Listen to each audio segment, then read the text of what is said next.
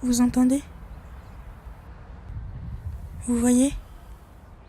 La planète est foutue, les abeilles sont dans la rue. La planète est foutue, les abeilles sont dans la rue.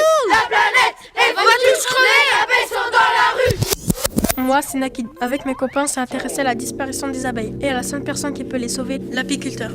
En France, 300 000 colonies d'abeilles disparaissent chaque année. Leur taux de mortalité est passé de 4% dans les années 90 à plus de 30% aujourd'hui.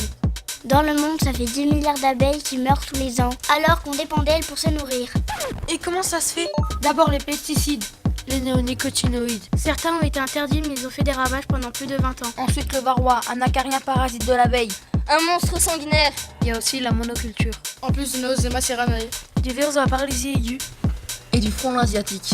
Et tout ça participe au syndrome d'effondrement des colonies d'abeilles. On vous l'a dit, la seule personne qui peut sauver les abeilles, c'est l'apiculteur. On va en voir un.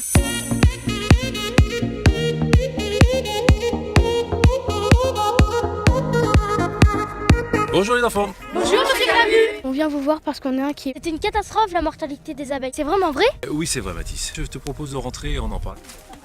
Bienvenue à la Mielerie des Collines. On est en février, et elle aura doublé sa population dans 2 mois. Il y a à peu près 15-20 000 abeilles dans cette petite ruche. Chaque année, j'ai 200 ruches qui sont mortes chaque année. Alors comment je fais pour être encore apiculteur parce que je reste pas sans rien faire. Non, tous les jours, il y a à peu près 1000 abeilles qui naissent, mais aussi 1000 abeilles qui meurent. On dit beekeeper. Ça veut dire celui qui prend soin. Avant d'être un apiculteur, je suis un éleveur d'abeilles. Ça c'est la toute première fois de l'année pratiquement que j'ouvre la ruche là. On est le 15 février, c'est normal.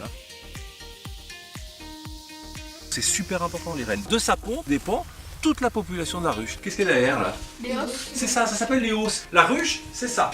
C'est là que la reine pond. C'est quelque chose qui me passionne dans mon métier. Je travaille en rythme avec les saisons. Donc le miel de printemps, le miel de châtaignier, le miel d'acacia, c'est extraordinaire. Il y a même de la pistache. Tu connais toi?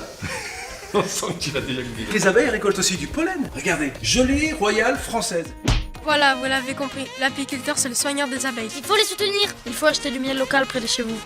Et puis, monsieur le ministre de l'Agriculture et de l'Alimentation, on se connaît, on est voisins, vous le savez.